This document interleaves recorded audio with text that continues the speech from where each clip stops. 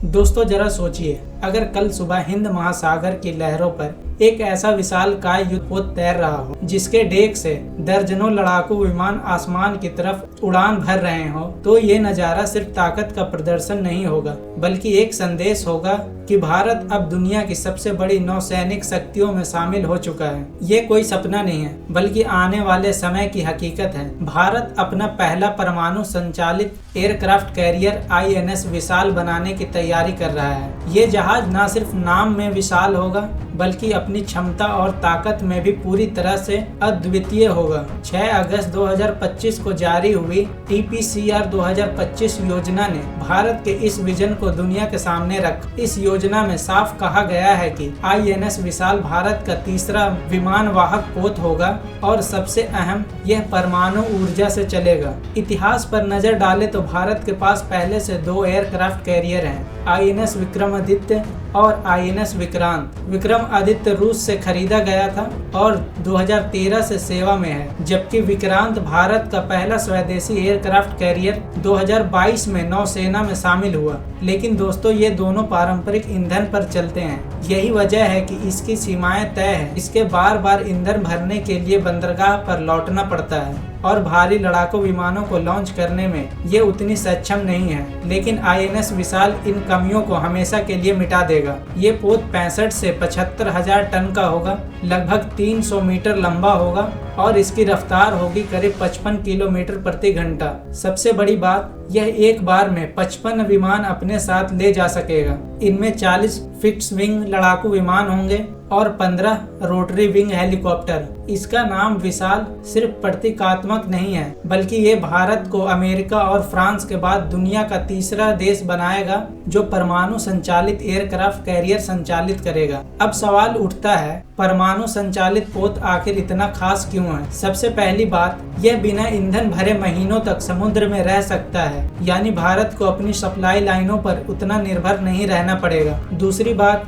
इसके 500 से 550 मेगावाट के रिएक्टर इतने बिजली पैदा करेंगे कि इससे न सिर्फ जहाज चलेगा बल्कि आधुनिक हथियार, रेजर सिस्टम और सेंसर भी आसानी से चलेगा। तीसरा और सबसे अहम बात, परमाणु ऊर्जा की ताकत इसे EMALS यानी इलेक्ट्रोमैग्नेटिक एयरक्राफ्ट लॉन्च सिस्टम से लैस करेगी। ये सिस्टम इतना शक्तिशाली है कि यह न सिर्फ हल्के विमान बल्कि भारी ड्रोन और हवाई चेतावनी विमान तक को लॉन्च कर सकता है। दोस्तों, DRDO पहले ही इस सिस्टम पर काम कर रहा है। 400 किलो तक के प्रोटोटाइप का परीक्षण सफल हो चुका है और भविष्य में इसे 40 टन तक के विमानों के लिए तैयार किया जाएगा। अब जरा सोचिए, जब INS विशाल पूरी तरह से तैयार होगा तो इसके डेक पर कैसा नज़ारा होगा। राफेल मरीन जो फ्रांस से भारत ने खरीदे हैं वो इसकी रीढ़ बनेंगे।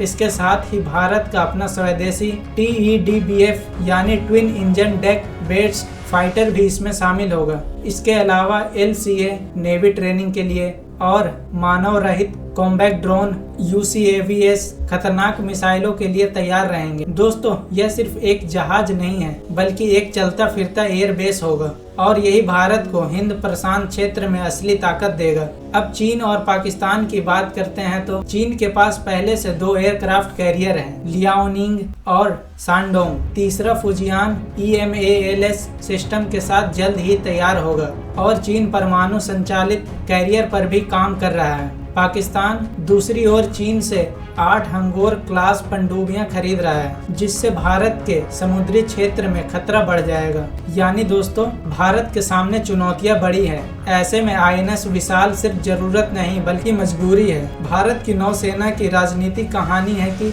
कम से कम 3 एयरक्राफ्ट कैरियर होना जरूरी है, क्योंकि जब एक पोत मरम्मत या रख रखाव में हो तो बाकी 2 अरब सागर और बंगाल की खाड़ी में तैनात रह सके और यही संतुलन भारत को क्षेत्रीय शक्ति बनाए रखेगा। लेकिन दोस्तों, इतना आसान नहीं है। INS विशाल को बनाने के लिए भारत को एक बेहद शक्तिशाली परमाणु रिएक्टर विकसित करना होगा। फिलहाल भारत के पास अरिहंत पनडुब्बी के लिए 83 मेगावाट का रिएक्टर है, लेकिन विशाल के लिए 500 मेगावाट से भी ज्यादा की जरूरत होगी। इसे तैयार करने में 15 से 20 साल लग सकते हैं और खर्च होगा 10 से 12 बिलियन डॉलर, यानी करीब 80,000 से 1 लाख करोड़ रुपए। समय भी कम नहीं लगेगा। पूरे निर्माण और परीक्षण में 12 से 15 साल का समय लग सकता है, यानी INS विशाल शायद 30 के दशक के अंत तक पूरी तरह तैयार हो पाए। फिर भी यह निवेश भारत को वो सामरिक बढ़ता देगा जिसकी उसे दशकों से तलाश है। दोस्तों, ये सौदा सिर्फ हथियारों की बात नहीं, यह आत्मनिर्भर भारत के सपने की तरह एक बड़ा कदम है। DRDO